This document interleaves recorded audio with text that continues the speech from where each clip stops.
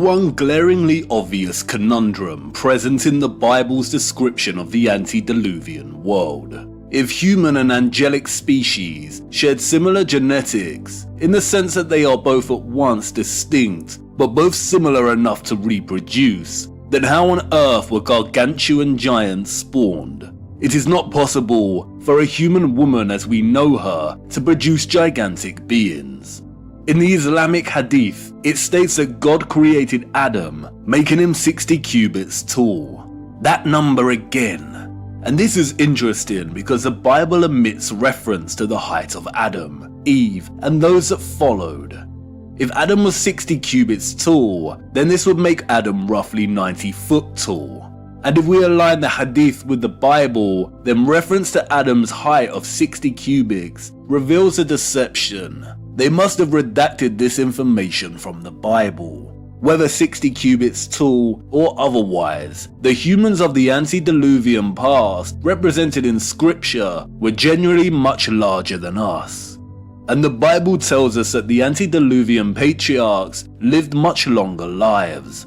Noah was 950 when he died. Methuselah was 969. And with this information in mind, then the concluding verses of chapter 5 of the apocryphal 2 Esdras make sense. Ask a woman that beareth children, and she shall tell thee, say unto her, wherefore are unto they whom thou hast now brought forth like those that were before, but less of stature? And she shall answer thee, they that be born in the strength of youth are of one fashion, and they that are born in the time of age, when the womb faileth, are otherwise. Consider thou therefore also, how that ye are less of stature than those that were before you, and so are they that come after you less than ye. As the passage makes clear, those conceived in the prime of youth, in the prime of fertility, tend to be born and grow to have a taller stature because the womb is not failing. If humans in general lived for much larger lifespans in the antediluvian era, then the time period of the woman's youth, or prime, would have been much longer. With the implications of Adam's height in mind, this starts to make a little bit more sense.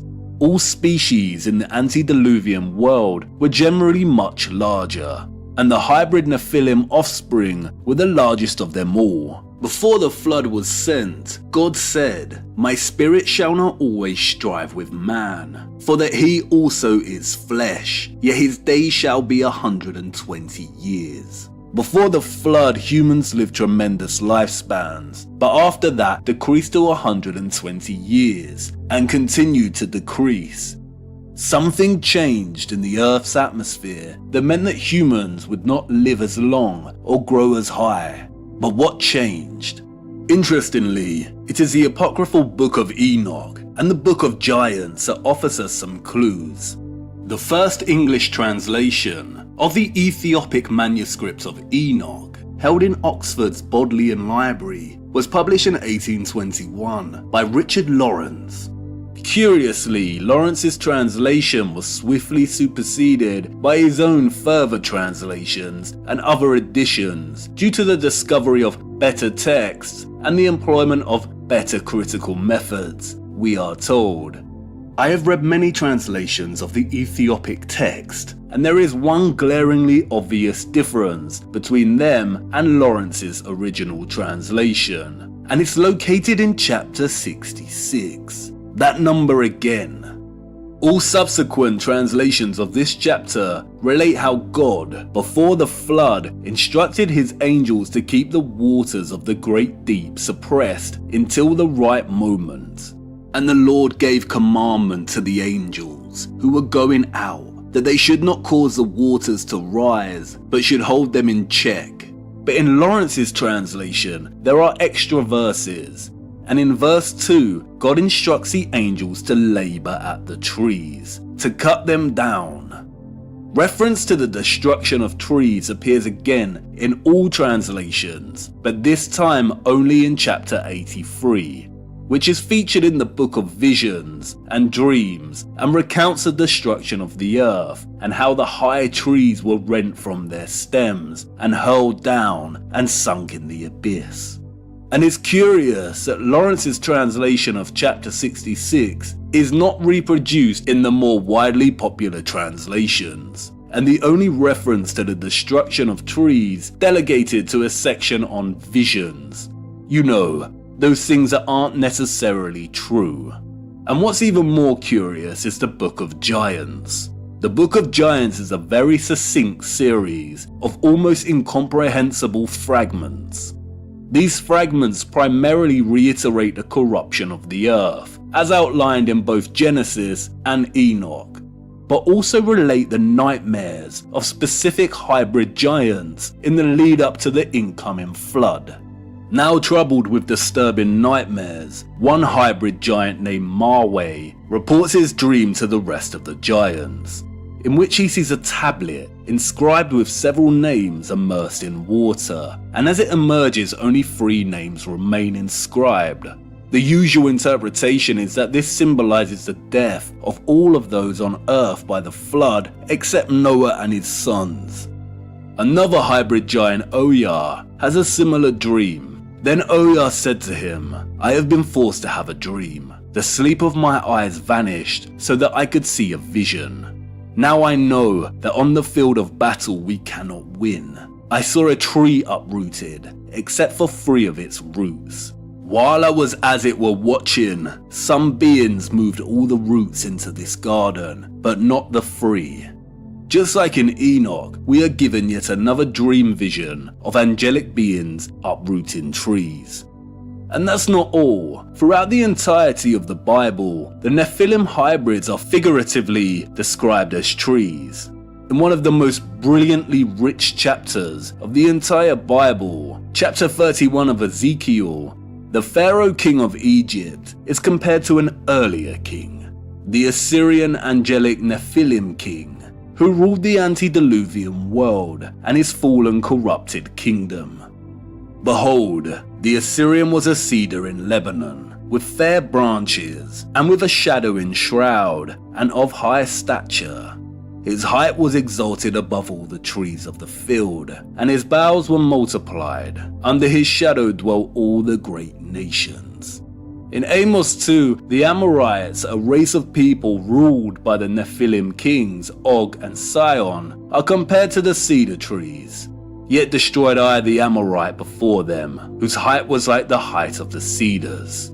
And so what? We are, after all, reading literature, and writers employ figurative language, simile and metaphor at their will to tell their tale. But we are not dealing with ordinary literature here. The Bible is one of the most magnificent, cryptic, profound pieces of writing in existence, and it is because of its utter power that it has been redacted and edited.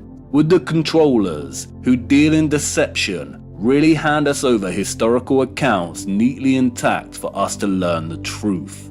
And like I said before, it does not mean that there is not an abundance of truth within scripture, it just means we need to work harder to draw it to the surface. It's almost as if the Bible silently beckons us to decipher the truth hidden within its tangled tapestry of rich, figurative language. Returning to Ezekiel 31, the account of the Assyrian king continues. We come to learn that the antediluvian Nephilim king breached the Garden of Eden and assumed control. Ezekiel 31 contains the most references to the garden than any other chapter in the Bible. When humans were banished from Eden, the apostate angels occupied the garden, and one of those apostate fallen angels, termed here as the Assyrian, ruled the earth from this location. The cedars in the garden of God, i.e. the other Nephilim giants in Eden, could not hide him, and could not control him, so he was cut down. Thus saith the Lord, in the day when he went down to the grave, I caused a mourning. I covered the deep for him, and I restrained the floods thereof, and the great waters were stayed, and I caused Lebanon to mourn for him, and all of the trees of the field fainted for him. This is the same account as in Enoch 66, where we find the angels keeping the waters of the great deep suppressed while they cut down the trees. In a line in Ezekiel 31, with Lawrence's early translation of Enoch 66, we unearth the potential deception. We realize that what Enoch 66 explicitly states, that the angels labored at the trees and cut them down, the Bible dissolves into the very fabric of metaphor and simile itself to describe the Nephilim. The Bible uses the image of the tree as a way to describe the Nephilim's height, whereas in Enoch, physical trees of enormous size are literally cut down. And it's strange that Lawrence's extra verses in chapter 66 are not more widely reproduced. They do not want us to consider that at some point in our history, there were literally gigantic physical trees on Earth. They do not remove the gigantic tree imagery here completely. That would not be fair play, so they integrate it as a metaphor to describe the Nephilim themselves. It would almost be too easy for the skeptic, when presented with the almost inconceivable reality of a structure like Devil's Tower and other basalt columnar wonders of the world. They would burst out laughing, sneer, and decry that you have a bad case of pareidolia, the tendency for perception to impose a meaningful interpretation on nebulous stimulus, usually visual, so that one sees an object, pattern, or meaning where there is none. But the skeptic's arrogant grin would pop and deflate fairly swiftly when asked to provide a sufficient explanation for the structure's almost perfect hexagonal geometry. Still to this day, no one has provided a proper and sufficient explanation for this phenomenon, and the official narrative of cooling lava flow is nothing more than a satanic mockery.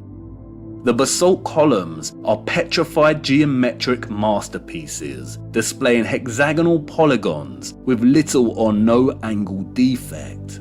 Similar displays of geometry are found in crystalline matter and the bee's honeycomb lattice. This is not solidified lava flow, and the skeptic knows it. They won't admit it, but they know deep within their core of being. The basalt columns and other similar structures stand as the primary remaining evidence that living organic matter used to be much, much larger in our realm's history. They stand as broken, petrified remnants testifying silently to our realm's mysterious past, beautiful wonders that beg the curious to ask what on earth happened. If there were gigantic trees in the antediluvian era, and also gigantic beings, then the act of cutting them down before the incoming flood also makes sense. It would have prevented the Nephilim from using them to ascend and avoid perishing. They also offer an explanation to the vastly different atmospheric and biochemical conditions that could have existed in our Earth's history and enabled life to grow much larger and live much longer. In a world of gigantic trees, the entire chemical structure of our atmosphere, its oxygen and carbon dioxide levels, would have been drastically different.